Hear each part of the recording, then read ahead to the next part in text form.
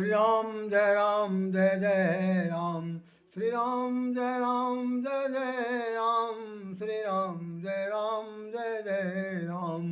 बोलिए सब रामचंद्र महाराज की जय। आज वासंती नवरात्रि का ये 5वां दिवस है। जगजननी माता स्कंद माता की आज पूजा अर्चना की जा रही है। उनके प्रति अपना भक्ति भाव दर्शाया जा रहा। घर घर में उनकी पूजा हो रही है, आरती हो रही है, और अपने अपने ढंग से जो लोग जितना श्रद्धा भाव रखते हैं उस तरह से उनकी पूजा करें। वेदों पुराणों में जो कथन हमने पढ़ा सुनता हूँ, लोगों के द्वारा जो लिखा जाता है वो देखते हैं। खुद अपना जो मेरा व्यक्तिगत अपना अध्ययन है मैं उसको भी पढ़ता हूँ, और मुझे ऐसा लगता है कि ये मात्र सत्तात्मक परिवार की एक बहुत बड़ी अनुभूति देने वाली ये माता है।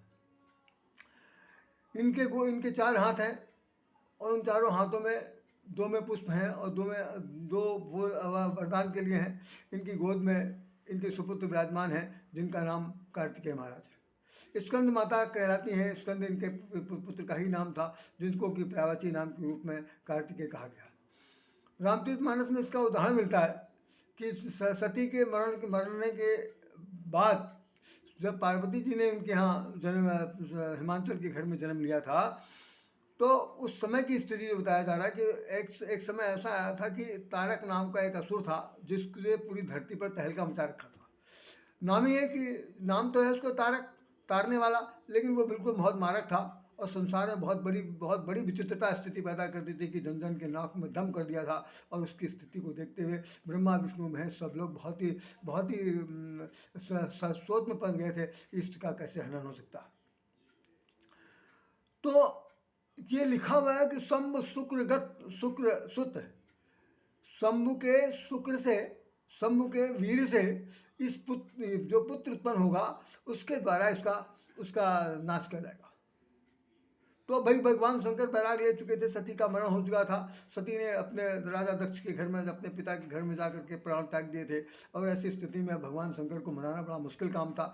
पहले तो शादी करें, उसके बाद बच्चे पैदा हों, बच्चे पैदा बाद में होने कार्तिकेय जो पैदा हों, कार्तिकेय ही के द्वारा ही उनका नाश होगा।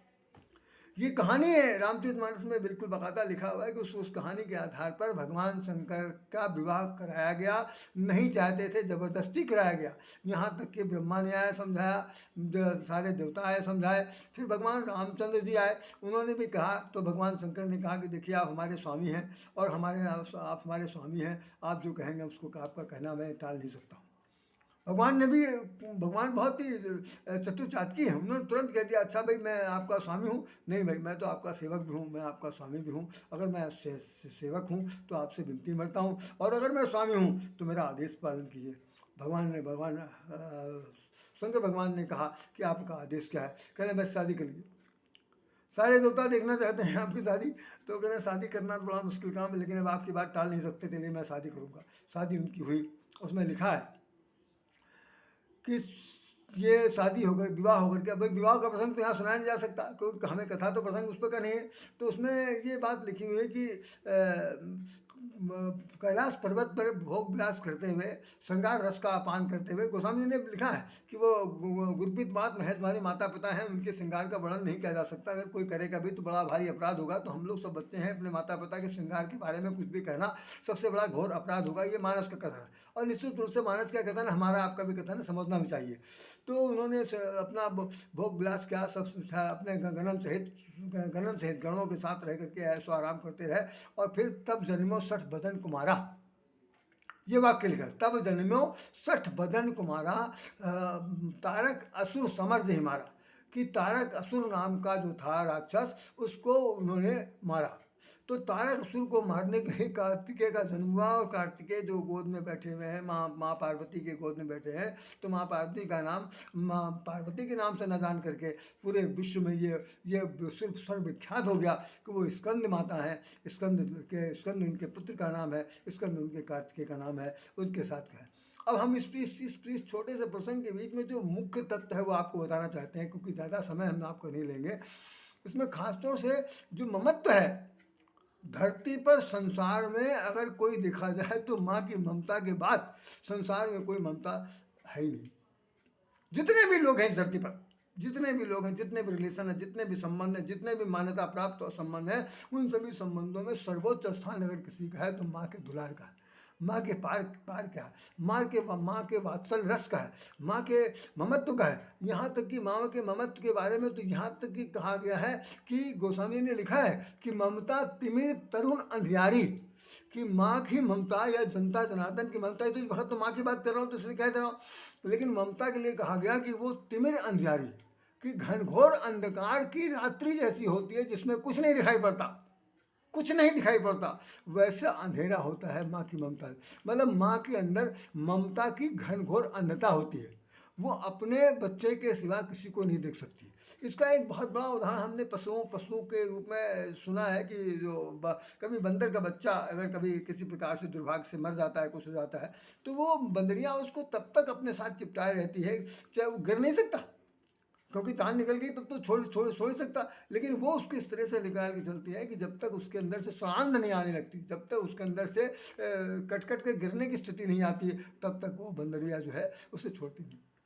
मतलब ममता की इतनी अंधता, और वो ममता की माँ के रूप में यदि इस धरती पर किसी ने अवतार लिया है तो वो स्कंद माता है, और वो हम सब लोगों को दे रहे हैं भाई। हम जब गुरुपित मातु महेश भवानी, जब गुरु और माता पिता जो जगत जननी माता पार्वती हैं और भगवान शंकर हैं, तो भाई उनकी बात का तो कहने क्या। तो माता जी जो हैं जैसे अपने बच्चे को प्यार करती हैं, अपने बच्चे को जैसा स्नेह देती हैं, जितना वात्सल रस टपकाती हैं, वैसा ही भले ही अंधता ही हो, भाई साहित्य का वर्णन है इसलिए मैं अंधता बता रहा हूँ, भले ही ऐसा भी हो, वो अपनी माता जी सभी बच्चों को अपने स्नेह से जैसे पालन पोषण करती हैं, अपना वात्सल रस जिस तरह से न्यौछावर करती हैं, वैसे वो हम अपने पुत्र पर करती हैं। और वही पुत्र अगर हम लोग भी हैं, अंश के रूप में हैं उनके, तो कम से कम उनका वात्सल, उनका प्रेम, उनका स्नेह, उनका ममत्व, उनका अपनत्व, उनका जो कहना चाहिए पुत्र के प्रति जो समर्पण है, वो निश्चित रूप से हम सबको मिलना चाहिए।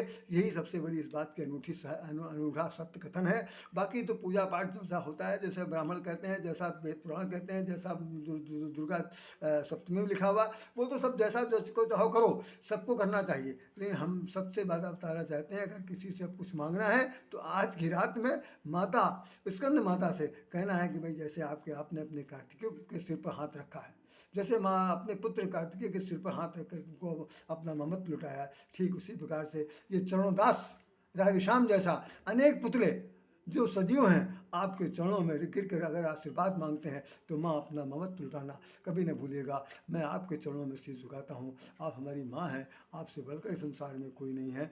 आप सबकी जननी हो सकती हैं, हमारी भी परम प्रिय जननी है। इसलिए इन शब्दों के साथ राधे श्याम राधे आप सब लोगों को हृदय से नमन करता है, और ये प्रार्थना करता है कि आज की रात या कल की रात या जैसा भी बीते, जिसके बाद जो समय हो, माता भगवती की उपासना करें, नौ दुर्गा की उपासना करें। उनमें पांचवा जो स्थान माँ ने ममता का प्राप्त किया है, तो ये ममता की प्रतिमूर्ति हैं, ममता की सजीव मूर्ति हैं। इनकी आराधना करना भी, इनसे कुछ प्राप्त करना भी, उनसे कुछ क्या, ममता प्राप्त करना ही हमारे आपके लिए बहुत बड़ा कर्तव्य है। इन्हीं शब्दों के साथ राधे श्याम राधे आप सब लोगों को हृदय से नमन करता है। और अगर मेरी तरफ से किसी प्रकार की कोई अप्रियता दृष्टिगत हुई हो तो भाई क्षमा प्रार्थी भी हूँ। और यदि अच्छा लगे तो इस ममता तत्व ममत्व को जन जन तक पहुँचाने के लिए आप इस वीडियो को आगे बढ़ाइए। इन्हीं शब्दों के साथ राधे श्याम राधे आप सबको हृदय से नमन करता है, माता के चरणों में सतकोट नमन करता है और ममता की भीख मांगता है। आपको सबको नमस्कार नमस्कार नमस्कार। जय श्री राम, जय श्री राम। फिर हम आपको वही श्लोक सुना देते हैं कि या देवी सर्वभूतेषु शक्तिरूपेण संस्था नमस्तस्यै नमस्तस्यै नमो नमः। या देवी सर्वभूतेषु मातृरूपेण संस्था नमस्तस्यै नमस्तस्यै नमस्तस्यै नमो नमः।